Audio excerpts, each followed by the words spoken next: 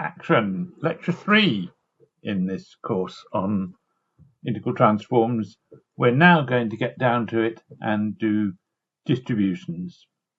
So we ended at the end of last time by noting that if you take a test function and we multiply by a continuous function and integrate, then you have a continuous linear map, continuous linear functional, taking test functions into the real line. And that is what we're going to use to define our distributions. A distribution is defined, here we are, definition 9, is a continuous linear functional from the space of test functions to the real numbers. So if our distribution is called f, then a test function phi gets mapped to something that we call f on phi, the action of f on phi, which is a number. And that's it. We just have to be continuous and linear. So remind ourselves, continuous means that if phi n is a sequence of test functions which tend to 0, then the actions of f on those test functions also tend to 0 as real numbers. So this is convergent in the space of test functions, and this is convergence in the space of real numbers, ordinary convergence. And it's linear, this is the simple one, linear f acting on a phi plus b psi is just the linear combination of the actions on phi and psi. We may, for example, for clarity, occasionally give our distributions an argument. In other words, we will make them look as if they depend excuse me, as if they depend on a variable x, delta of x being the prime example. And that depends on the context, and we'll see how that works as we go.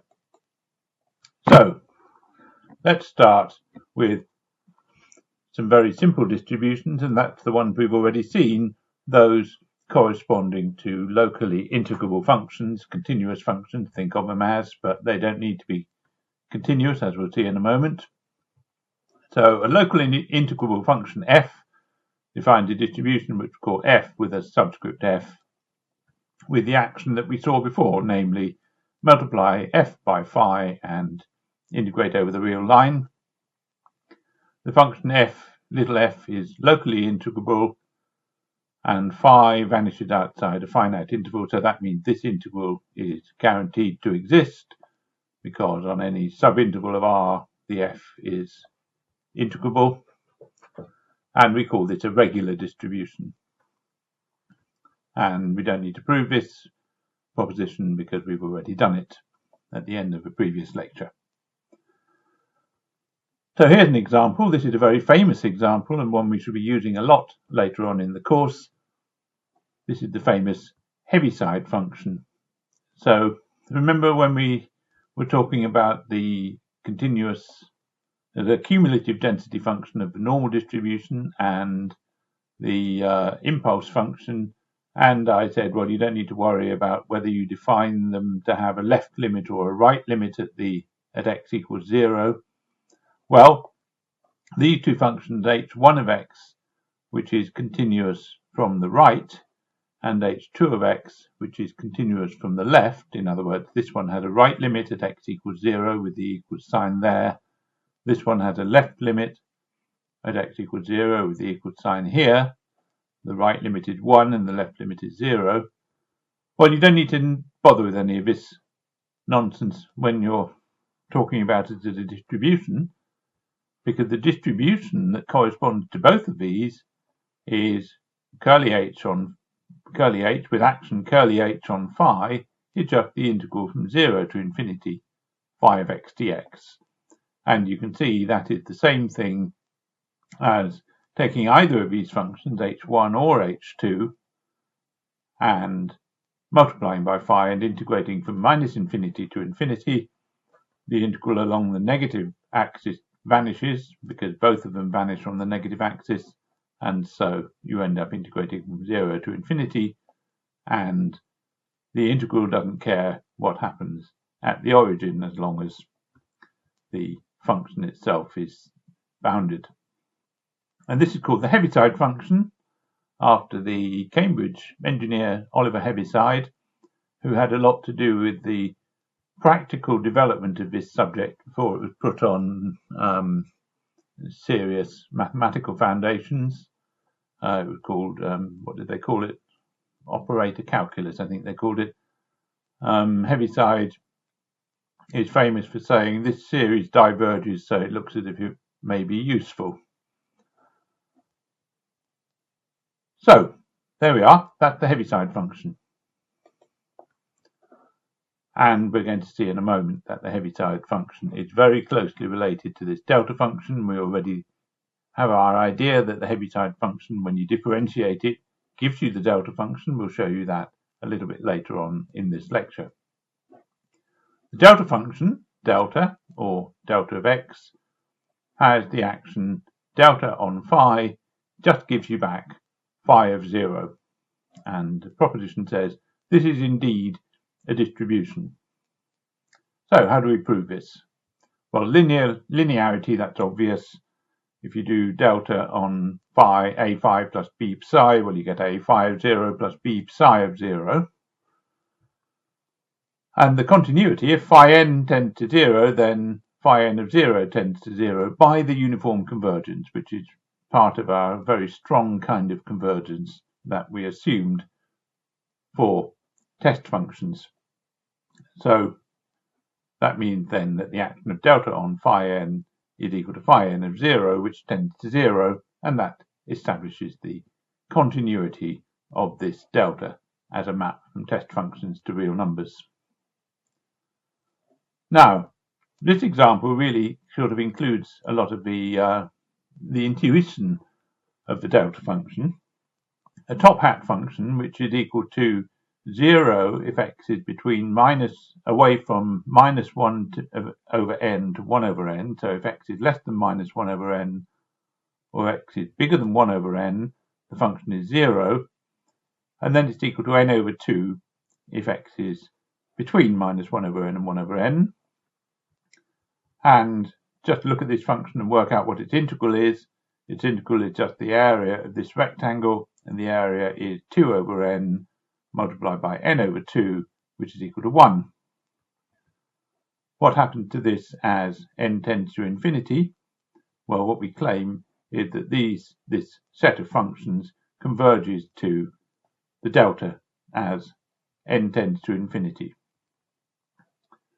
And what we mean by that is that the action of delta n on phi converges to the action of delta on phi as n tends to infinity, whatever test function we may take. So this is the kind of prototype delta function that you can envisage, a very tall, a skyscraper-like function, which in the limit has all of its mass concentrated at x equals 0. How do we prove this? Well, it's actually quite a neat little proof, and I'm giving it to you because it illustrates a useful point of technique. You take a test function phi, and you start with the action of delta n on phi. Well, that is the integral over the real line, but since delta n vanishes away from the interval minus 1 over n to 1 over n, that's equal to the integral of minus 1 over n to 1 over n, the value of the delta n, which is n over 2, so I've taken that out front, multiplied by phi of x. Now, this is the really useful thing. The mean value theorem for integrals says that because phi is continuous, you can say that the integral of phi over this interval is equal to the length of the integral minus 1 over n to 1 over n of dx, multiplied by the value of phi at some interior point psi n between minus 1 over n and 1 over n. And of course that is exactly phi of psi n, because the n over 2 and the 2 over n from here multiply to give 1, and then because phi is continuous, that tends to phi of 0, which is what we wanted to have as n tends to infinity. And various proofs in these lectures, you'll find a star in the margin somewhere, and that is the key step in this case the key step is to use the mean value theorem for integrals. You will find that almost all proofs have at most one or two key steps, and if you know what those key steps are, it's quite easy to reconstruct the rest because you have very little choice in what you do. And then there's a proposition which followed from that, and that said if f of x is continuous at x equals 0, then delta n and f, the action, this is the ordinary action defined by multiplying f by delta n and integrating, this tends to f of 0 as n tends to infinity, and this is exactly the same proof. You could substitute phi with f throughout, and this proof would be unchanged because f is continuous, and so you get exactly the same thing. And this is a really useful result, because what it says is that if you want to, you can extend the use of the delta function. You don't just have to use it on test functions, you can use it on continuous functions as well. It makes sense to write down the action of delta on f is equal to f of 0. Now in the problem sheet, on problem sheet 1, the last question, which is optional but you should do it, that kind of optional, you will show that you can get a limiting sequence for the delta from any continuous function. So any function which is continuous and whose integral is 1, continuous at the origin, and its integral is 1, can be used to construct a set of approximations to the delta, and the normal distributions that we looked at in the very first lecture are one example of that. This top hat one is particularly clear because you can see exactly what's going on, but there are lots and lots of ways of getting to delta by taking an appropriate limit. So much for the definition of a distribution, but at the moment it's a bit kind of sterile. We can't do that much with it. So we're going to gently extend the properties of distributions by giving them a series of definitions. And all of these definitions are defined so that what you do is exactly consistent with the same operation on a function, in other words, a regular distribution.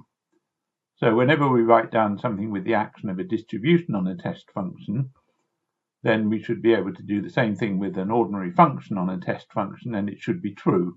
So what we're doing is we're taking a set of things we know to be true and using them as our definitions for distributions. For example, what does f of x minus a mean? If f is a distribution, what is the distribution f of x minus a?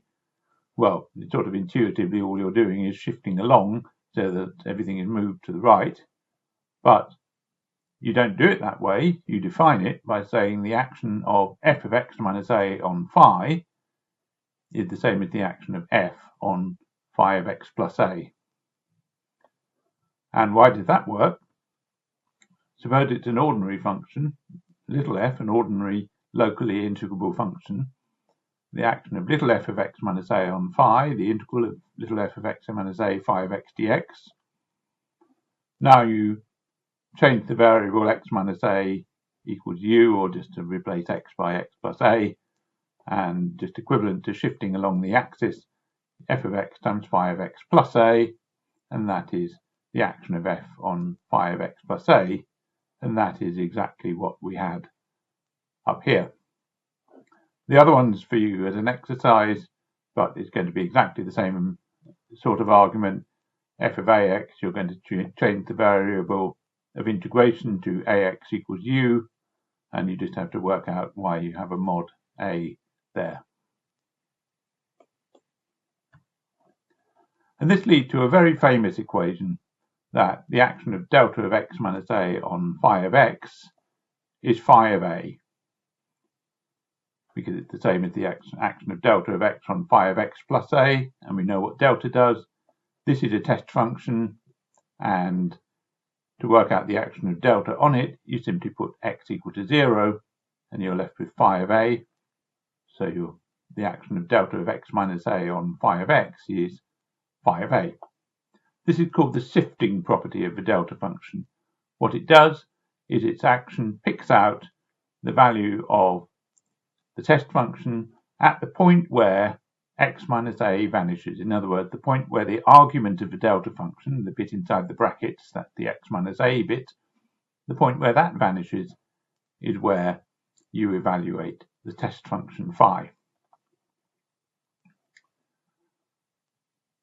Another definition, suppose little f is not just a locally integral function, but actually c infinity.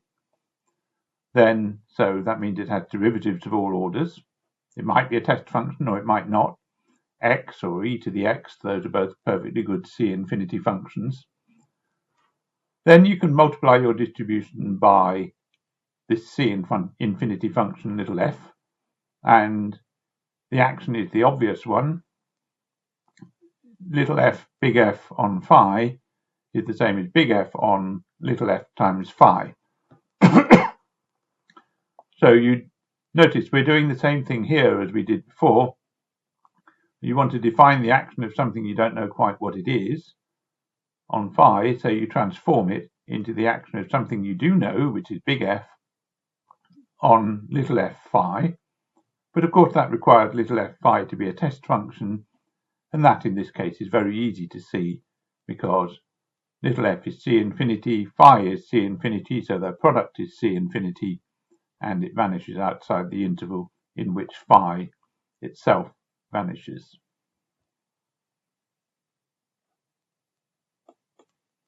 Oh, there's a footnote there, and it's quite an interesting footnote. Going back to the sifting property, delta of x minus a picks out the value of phi at x equals a. Now, there is a discrete equivalent of the delta function, and it's called delta ij, and you know it as the Kronecker delta probably. Delta ij is equal to 0 unless I equals j, in which case it's equal to 1. So now what happens if you take delta ij times fi and sum over I? What you get is fj. And that says that delta ij picks out the value, the jth entry of the vector with entries fi, if fi is a vector, of course.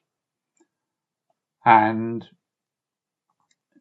if you think about that now just purely as a piece of linear algebra, real linear algebra, what is this delta ij? What's a shorthand notation for that delta ij? Something to think about.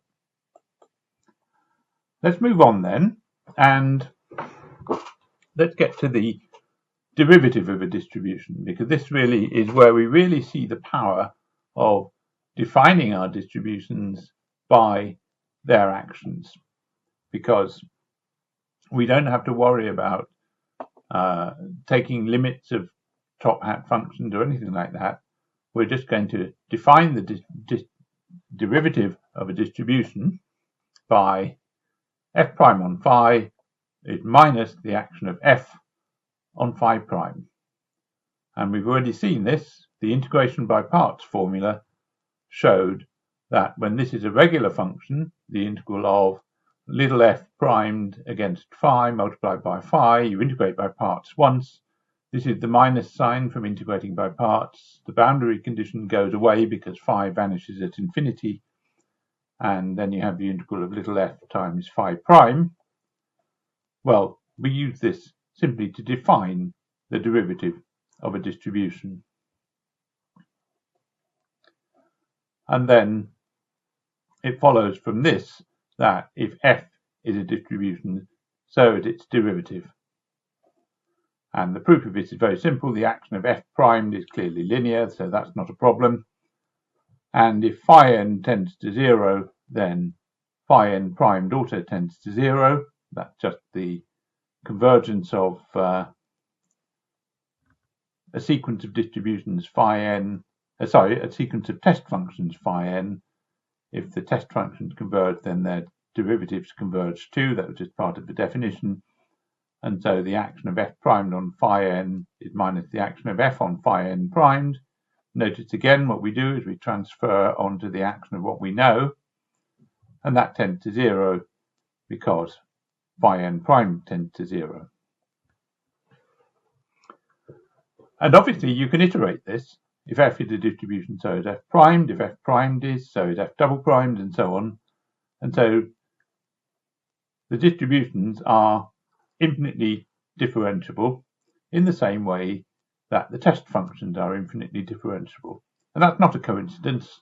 The degree of differentiability of the distributions follows directly from those of the test function, because in effect we're using this integration by parts to shift the differentiation from the distribution onto the test function, and you can do that just as often as you can differentiate these test functions. And then we find, it's no surprise, but we find that the usual rules of calculus work. For example, the Leibniz rule. The Leibniz rule says the derivative of a product is well, the usual Leibniz rule, you know what I mean. If you have a C infinity function and a distribution, the derivative of ff, we know this is a distribution already, so we can differentiate it. And this is ff prime plus f prime f. And this is quite an interesting little proof, because it doesn't look anything like your A-level proof that of the differentiation formula. It's entirely done, as all these distribution things are, it's entirely done by working on the action and transferring things from what we don't know to what we do know. So you start with the action of little f, big F primed on phi. Well, there's only one thing you can do here. This is like one of those chess puzzles where the first move is essentially force. The only thing you can do here is to take the prime over onto the phi, so you get minus ff on phi prime, and that's from definition 23. There it is, that's definition 23, f prime on phi minus f on phi prime. So this is a distribution. We take the derivative over and we get the minus sign there, the minus from integration by parts. Now what we do, there's still really only one thing we can do here, and that is to take the f to multiply the phi prime. And that is going back to definition 22. Definition 22 said that you can multiply a distribution by a C infinity function. That's why f had to be C infinity. And that's the same thing as f acting on little f phi. So there we're seeing exactly the same thing. We're moving the f onto the phi prime. Now we do the key step. This is equivalent to integrating by parts, but what we do is we take f phi prime, we write it as a total derivative, the derivative of f phi, all prime, minus f prime phi. So that's the bit that you might not remember, that's the key step. And now what you do is you unwind this series of steps. First of all, you separate out this by linearity. You separate into two bits, one to do with that and one to do with the f prime phi. So big F acting on f phi prime, all prime, well, we use the definition of derivative again to take the derivative away from the f phi, the test function bit, and back onto the distribution. So we get f prime on f phi with a minus sign, and the minus sign works out with the definition of derivative. Then we've got two minuses, make a plus. Haven't done anything to this term yet. Now I take the f over here, and I take the f prime over here because they're both C infinity, and I'm left with something acting on phi, and that something is exactly what I wanted.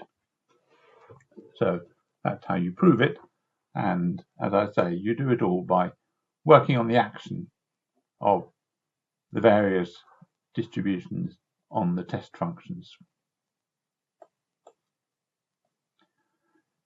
If you want to pause, this is a good moment to do so. You know the 20-20-20 rule. Every 20 minutes, take 20 seconds to look at something that's 20 meters away, especially if you're spending all your time staring at a screen. Anyway, I'm going to press on. Here's a couple of examples. Example 26, this is out of the lecture notes. The derivative of the Heaviside function is the delta. So this is one of the spectacular results of this course, really. We have a rigorous way of saying that the derivative of a step function is the delta function. We have a proper interpretation of what that means. We can say this confidently, mathematically, no hand waving. This is what it is. And how do we prove it? H prime on phi, we work out the action of H prime on phi. Well, definition of the derivative minus the action of H on phi prime. So what was the action of H? Now we remember what that was. The Heaviside function is 0 and then goes up and is 1. So when we multiply by a test function and integrate, we'll get minus the integral from 0 to infinity phi prime of x dx. 0 because the Heaviside function is 0 when x is negative. Do the integral because it's an exact derivative. Phi of x evaluated between 0 and infinity with a minus sign. Two minuses cancel. Phi of 0, which is of course the action of delta on phi.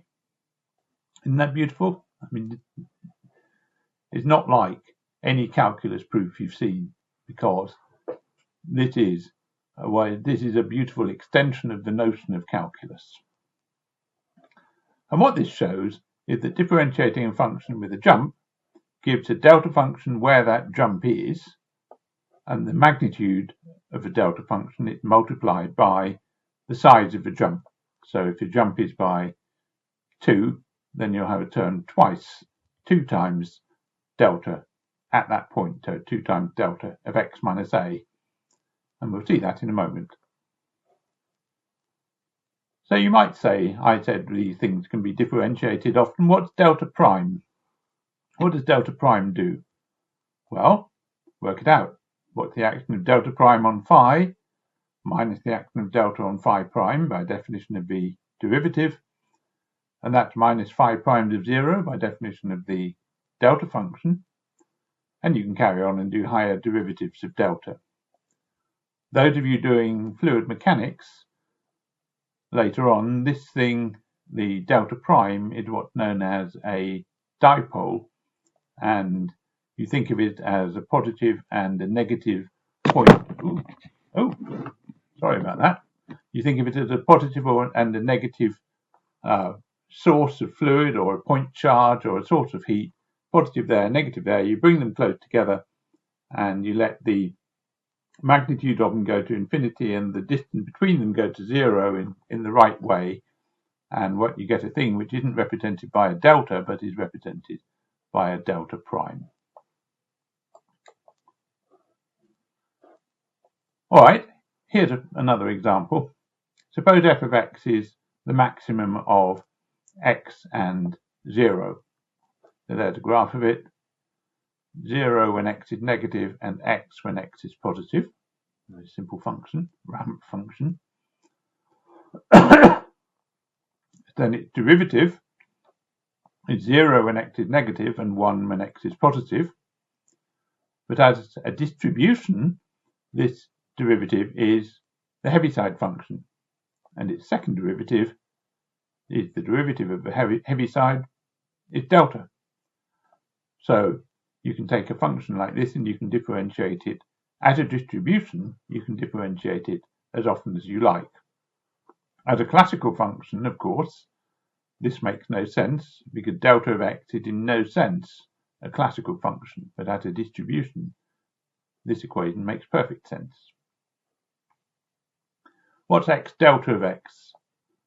Well, if you work out the action of x delta of x on phi, x delta on phi, x is a C infinity function. You can differentiate it as often as you like.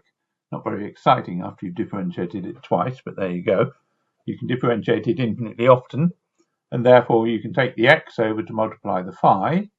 So this action is the same as that of delta on x phi, so that's just x phi evaluated at x equals 0, which is 0 times phi of 0, which is 0.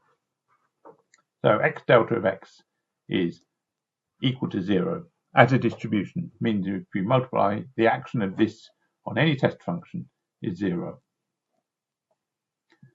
Right, here's a little slightly more complicated version of the ramp function, x plus 2 times the heavy side of x minus 1. Right, so you sit and think, how do I draw this? Well, the heavy side of x minus 1 is 0 when x minus 1 is negative. In other words, when x is less than 1. So there's 1. When x is less than 1, that heavy side is 0. And then when x is greater than 1, the heavy side is equal to 1. And therefore, this function is equal to x plus 2. And it goes up like that with gradient 1. And the value here is 2. 2. Yes, 3. That should say 3 there. It's not a 2, it's a 3. Dear me, 1 plus 2 is 3. So make that a 3. What's its derivative? Well, we can use the Leibniz rule. X plus 2 times the derivative of h of x minus 1 is delta of x minus 1, plus the derivative of x plus 2 is 1 times h of x minus 1.